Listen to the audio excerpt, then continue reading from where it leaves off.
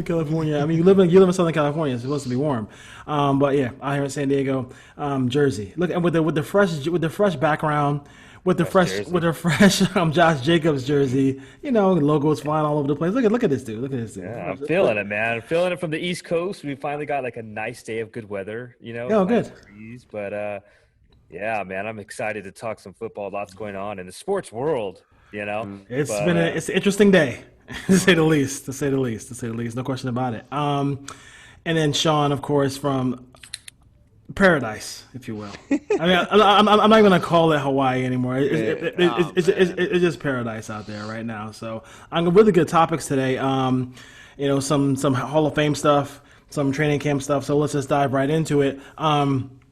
First of all, give props out to people out in San Diego, California. Listen to us, Spring, Texas, Bell Shill, Scotland.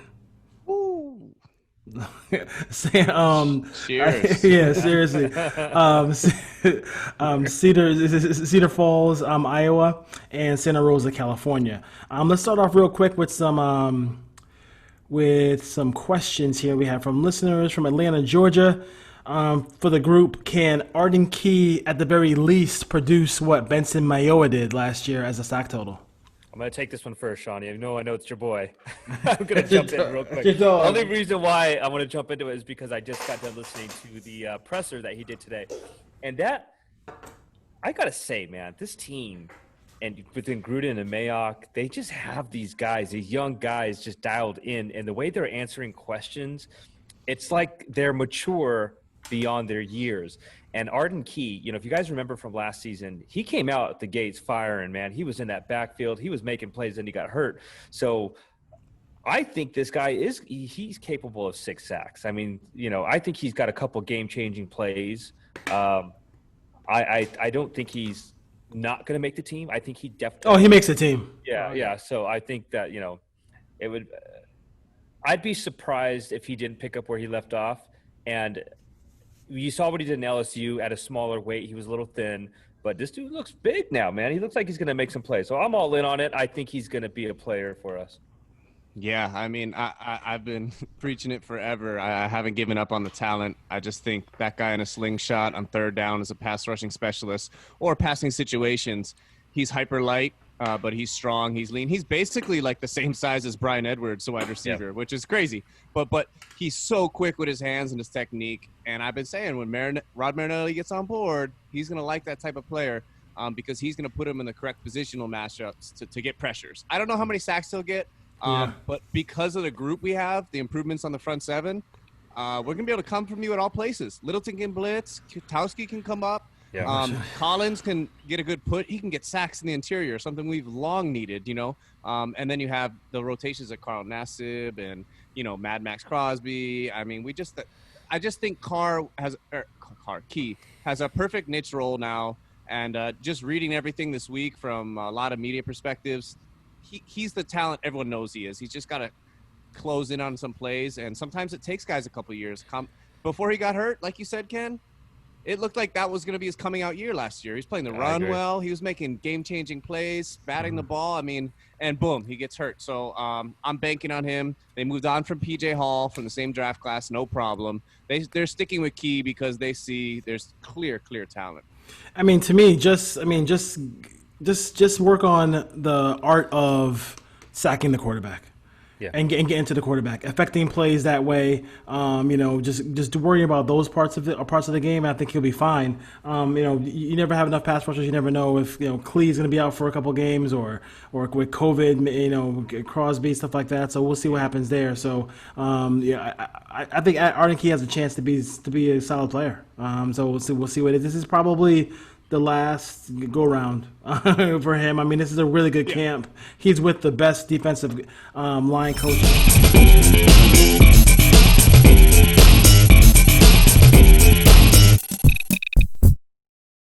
Jacobs. We have Jalen Richard, guys that have been in the system and do things well, and pass rush, pass protection wise, third down pass receiving wise from Richard, and then Jacobs just being a feature back.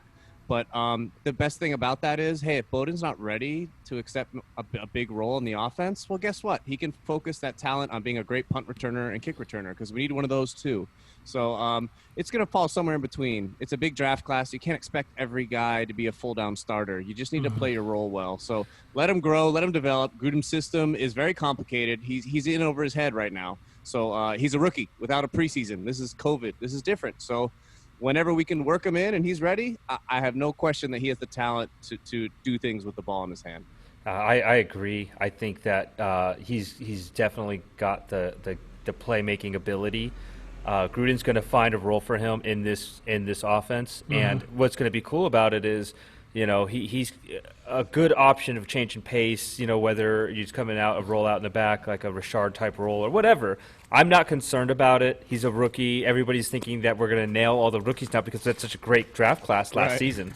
So pump the brakes. Yeah, maybe it won't be year one. I mean, I think that's like the one thing. And you know what, Raider Nation, that's okay if it's not year one. But I know I have the whole draft, all the people who drafted behind him in the third round.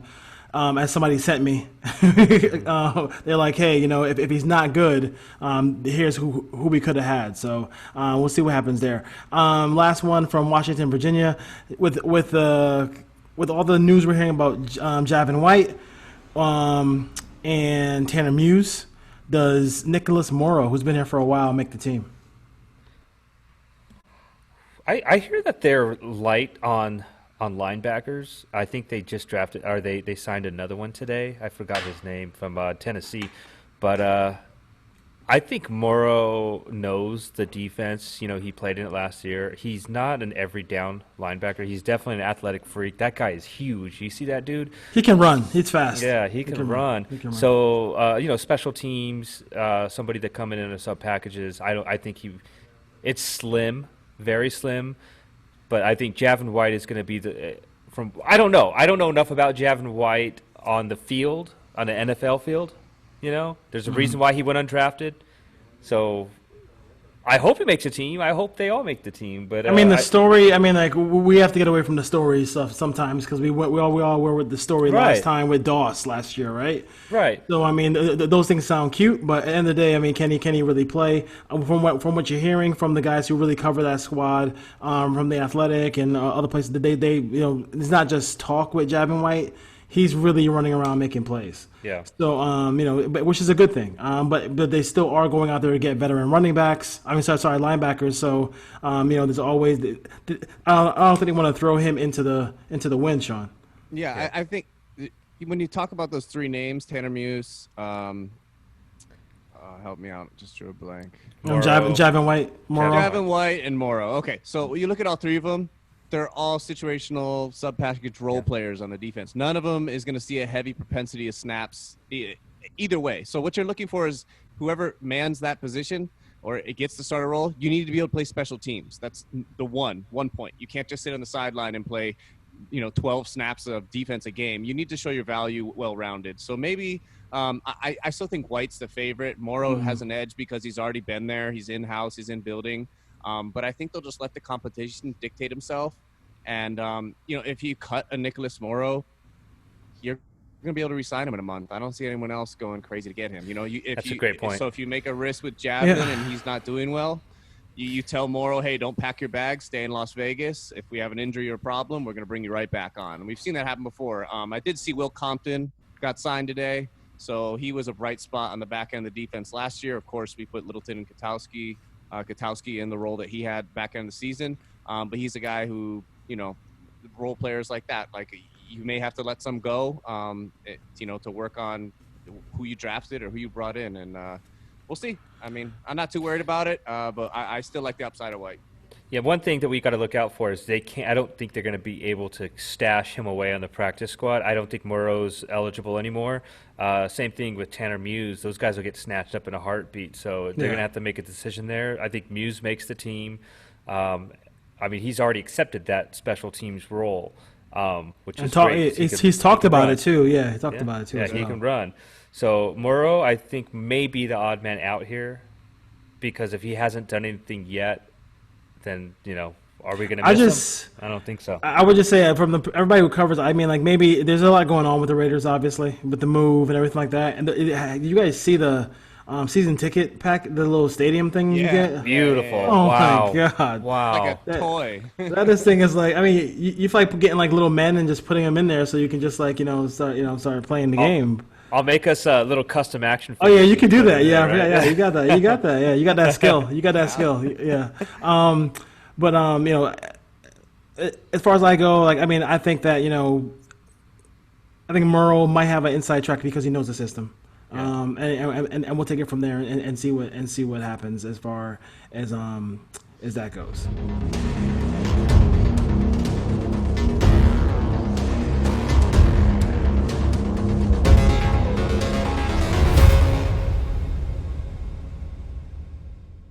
All right, Cover 3 Deep Raiders podcast. Catch us on Instagram and Twitter at Cover 3, the number 3 Deep. Theo Riddick, obviously a guy who can do a lot of different things for the Raiders here. He's a veteran. He kind of can catch the ball at the backfield, can do the hand block, handoffs, everything like that. He's a veteran. It's very hard to put a rookie in a situation where the Raiders are in. So nobody's really shined in that spot. I mean, they definitely need somebody with the way Jacobs runs the football. It's very difficult to see him playing 16 games. We want to see him play 16 games, but I mean, think about his rookie year. His shoulder was hanging off. In that situation. What are your thoughts about Theo Riddick and the Raiders? Just kind of getting somebody back there who can really help them if 2 or 3 games go by and there's no Josh Jacobs. I like it. I mean, I like it better than Booker. I can tell you that. Yeah. I mean, I like Booker, but I like Riddick.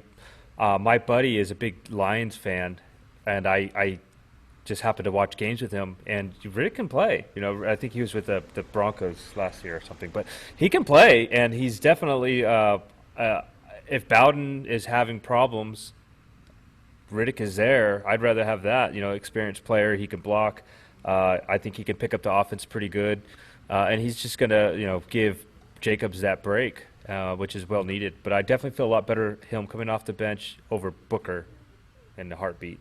So that's a stacked room. I'm curious to see who makes the team. Right now, it can go either way. And go ahead, Sean. No. I just completely thoroughly. I think you kind of hinted at it right there. I don't think it's a shot necessarily at anyone in the running back room. If it is, it's Booker.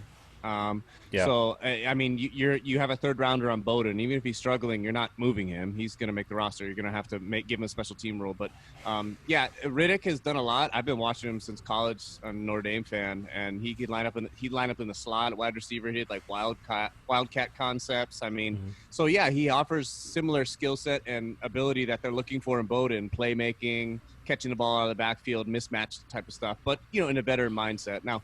How quickly can he absorb Gruden's playbook? I mean, we got 18 days, 17 days, correct me if I'm wrong, before we have kickoff. I just got goosebumps saying that. I know, right, yeah. But, hey, Riddick's a guy that can make plays, and if there are some headaches in camp, Gruden's going to look for a veteran. He's done that his whole career, right? So, and it's cool because he doesn't have to be the guy. It's just somebody that pops in and pops out, and he's good enough to do that. I like it. I like that signing. A very solid signing. I'm all down with Theo Riddick being on the Raiders. We'll see if he when they break camp, if he makes the team. Is Josh Jacobs just too good for his own good? Because I feel like McCoy. There you go. That beautiful white away jersey. Away jersey. Well, if it's Lane Kiffin, that's the home jersey, right? Then he loved trying to wear. He liked wearing white, and Al Davis hated that. McCoy, who ended up going to Tampa Bay. There were some other backs, but I think backs didn't want to come to the Raiders because they weren't going to get the carries. Like he's gonna it just Ronald Jones III in Tampa Bay, talented player, but if he shows anything, misses a block, Brady's going to say, bring in McCoy. I want McCoy in here because I can trust him much more than I can trust this young player. That's a great point, man. Because the carries aren't there for a backup. That's a great point. It's got to be these third tier players. I mean, they're not even that good of backups. They're just okay. Nobody wowed me there. Yeah. waiting for Chris Warren the third to come back. Yeah. But did I tell you? Isn't it? This is why GMs do their job and we kind of do ours. Like, I didn't go crazy about Chris Warren, but I do remember people going nuts. Yeah. About Chris Warren. It's just because we had shitty players and for such a long time, and then you get some kind of excitement. And the 34 looks fucking awesome on anybody, So that was a bigger back. He was a bigger back too, so it definitely looked good. You also got to wait for people to get cut too, because if people get somebody cuts a running back, stuff like that, the Raiders might be able to snag somebody as well. Go ahead. Well, no, I would say Darius Geis is out there if you want to, get the choke out there. But hey, listen, I hate to throw a wrench in you, but there's a question I wanted to ask you guys because I kind of touched on it earlier. So Chris Warren the third, we got we had last year it was go back, Lewis Rankin. Yeah, these guys that come out in preseason. Shabba Rankin. George Atkinson. George Atkinson. Who was the wide receiver last year? That Hard Knocks wide. Keelan Doss. Who is this year's preseason hero without even having a preseason? Who do you guys think it is? Javin White. So Javin White, you think?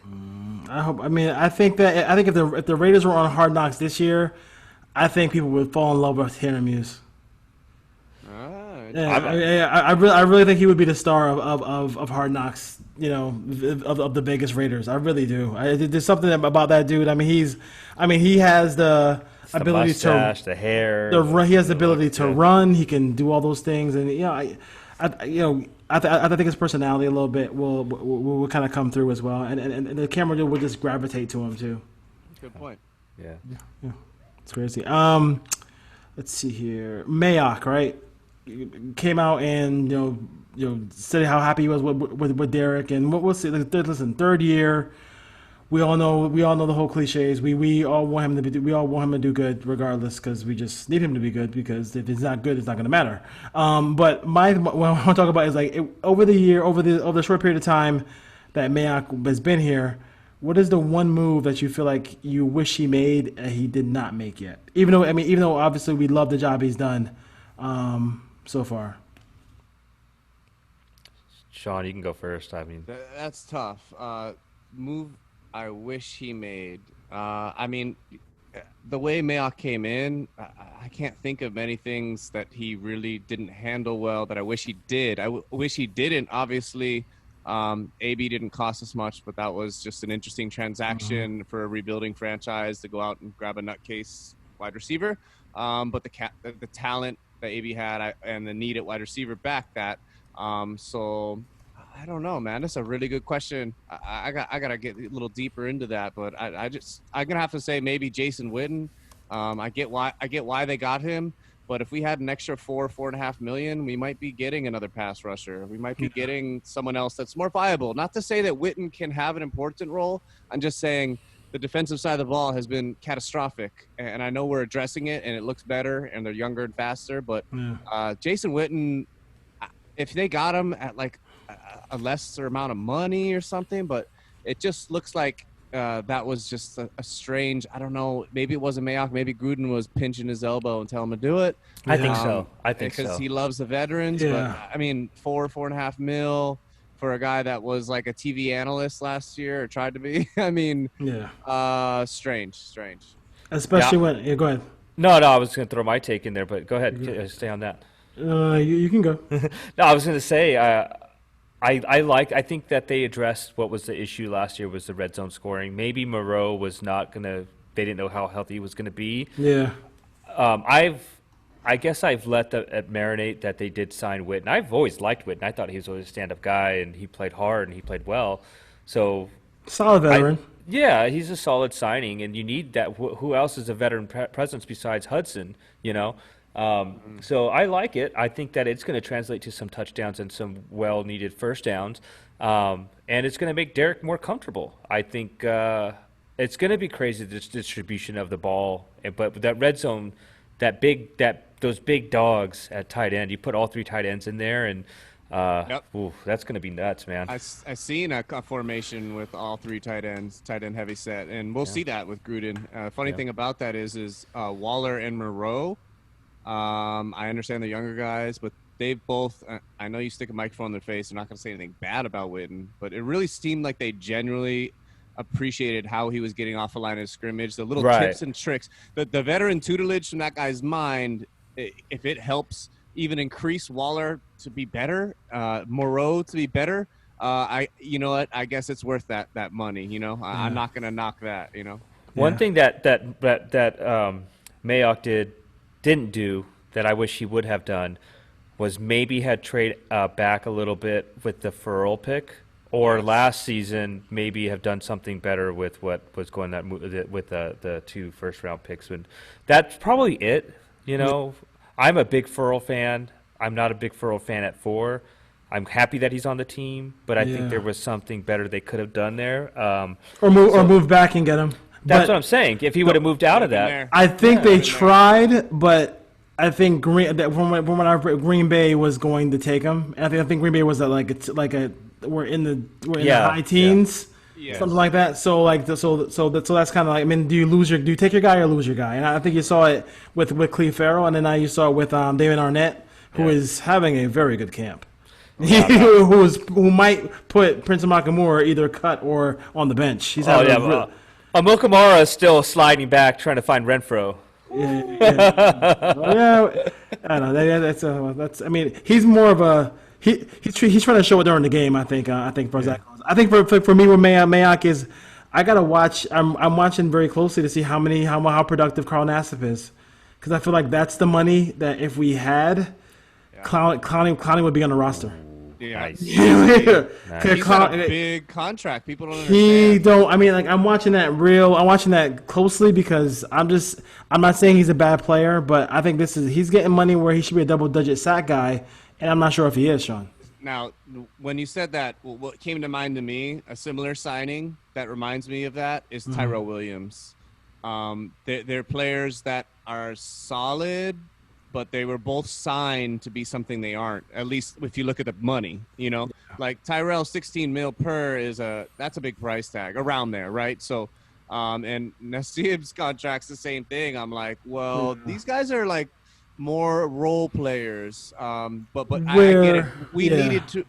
I think a lot of it has to do with desperation. Last year, we needed wide receivers. We went to trade for AB. We paid Tyrell Williams more than any other team would have paid him in the NFL. That's why we got him. He saw the money. And the need, and he knew he'd get snaps. So that's what happened. And then the same thing, we really needed pass rushers. Yes, Mad Max was a great story, but outside of that, we don't know our number 4 overall pick. We talked about Farrell. We don't know how he's going to pan out. Arden Key, having a good camp now, don't know how he's going to pan out. Like, we needed to add edge speed, rush, and Nassib he's a guy who wears a captain on, a C on his chest. So he has some of those character traits that Mayock and Gruden are looking for. But is he a guy that's going to live up to the money? Maybe, maybe not. But hey, free agency, you don't want to get your best players in or you don't want to add like too many players in free agency every year. So we're not quite there yet as a team. So we had to take a shot. Yeah, I mean, he's in 2018, 6.5 sacks.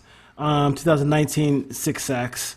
So I mean, like I said, he's solid. He's solid in Cleveland and with Tampa Bay, but. Is he not a game wrecker? He's not a game wrecker. And is he getting paid like a game wrecker? I mean, I got to dive into that contract a little bit. I'm more interested in seeing that contract. I think the one move. Listen, as much as I like the potential of Jonathan Abram, I thought when I heard that the Dolphins were trying to unload Mika Fitzpatrick, I was like, we have 3 1s.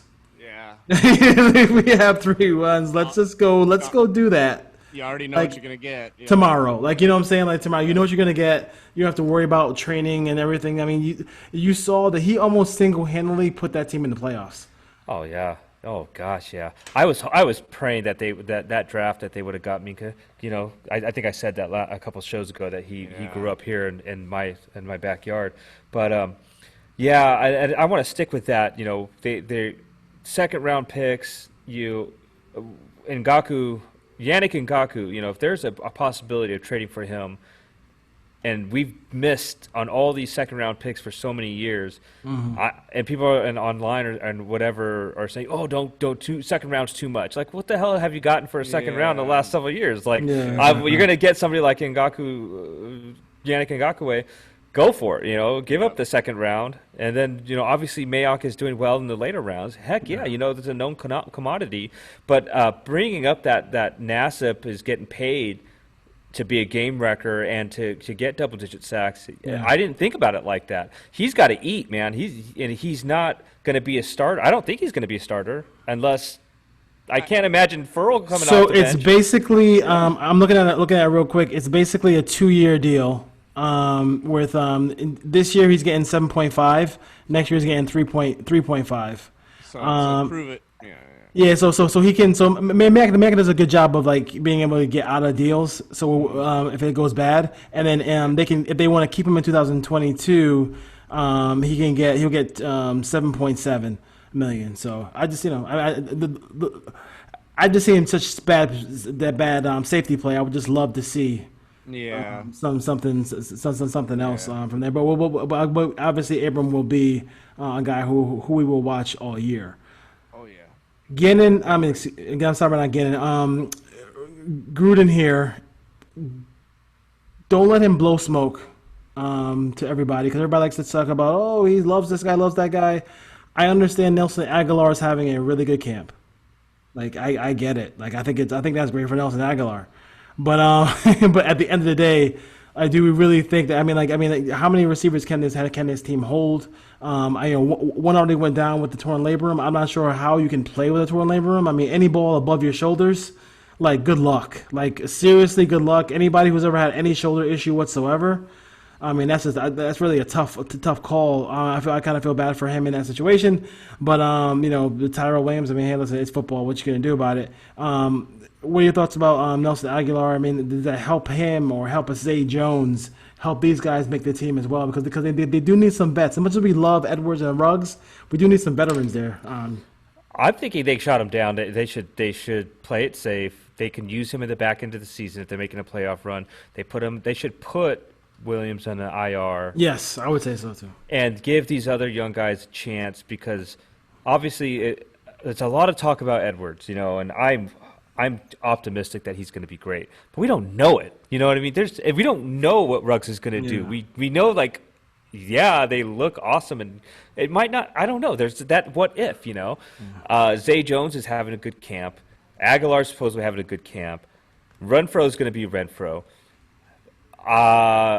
I think you give these guys a chance and you put Tyrell Williams on IR, let him heal up, because they're going to need him. And all I'm thinking about is that Kansas City game where he kind of stopped on that pass, or he couldn't, in the end zone, and he didn't catch it. That could have been the game winner right there or something. It could have been a momentum changer. So that's all I'm thinking about. Put him on IR, let him rest up. Don't play through it, dude, because what good are you if we had to cut some of these guys and play you and you get hurt? And then this guy's on playing for another. You know what I mean? Like, it's just a wasted spot. Yeah, I think, like, again, kind of the same sentiment. We're not going to like some of the moves Mayock makes because what's going to happen, we were a terrible team. So we were getting who we could get. We had needs everywhere. Mm-hmm. We had to strike. We had to try. We had to bring in people. We didn't need Seth Roberts or someone else hanging around. Like, this team has just not been good for a long time. So you're going to strike out in the draft. You're going to strike out in free agency. Overall, Mayock has done a very good job. Oh yeah, no question. So it's one of those things with Tyrell. Let's not even forget. Like, the labrum's one thing. His foot injuries, those are lingering. Those don't go away. I watched Jacoby Ford sit in a walking boot. Darren McFadden sit in a walking boot. Tyvon Branch sitting in a walking boot. Michael Huff. Tyvon Branch. You're making me hurt, shout Sean. out. Stop it. UConn. Denarius Moore in a walking boot. Okay, when you have foot ailments and you're in a skilled position, that's not good. And you have a torn labrum, that's your upper body and lower body. That's not good. We paid what we paid for him. We're not gonna be able to change that. I'm so high on Edwards. I don't care. I don't feel like I'm cheering that Tyrell got injured. I'm just saying, like, I believe it's inevitable that Edwards is going to eventually be the guy this season anyways. So why not? Why not? Yeah. Tyrell, I've said it before. Honestly, he runs about 3 good routes well. Outside of that, I don't see him as like this dynamic special wide receiver. He was the guy last year because AB went down. He saw some good success. Renfro got injured too. We just had basically Waller and Tyrell for a little bit there, but it's helping delay the inevitable a little bit here. We can stash him on the IR, and that's about it. You just got to keep your chin up and move on. Carr has a wealth of options around him.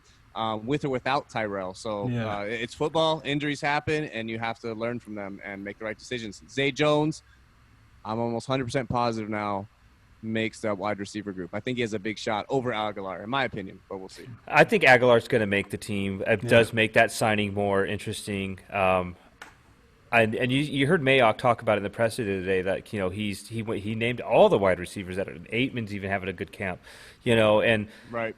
And I think that just goes back to the way Carr is calling the plays or whatnot. But, I think it makes the Aguilar signing make more sense. He's more of a lock to make the team. Zay Jones, I agree. I think he's going to make the team. Renfro's a lock. Obviously, you got the two young guns there too. So after that, I mean, I just think that they should put him on IR and see what happens. Yeah, I agree. But then another thing to think about, why would we even hear this news if, why would they just keep this under wraps, and if he's going to play through it, then we don't need him. I'm sure everybody has some type of injury. So I think it's a possibility. They put him in IR and they sit him out, which is smart because he can still be there and help these young guns, Yeah. Shout out he's not the future. Sorry. He's not the future. Yeah, shout out to Mike Mayock wearing the bucket hat looking like EPMD. In the you know what I'm saying? You got to chill. But when they did the Legends jerseys, how cool did Brian Edwards look in that Tim Brown jersey? Oh boy, that did look. My heart right there.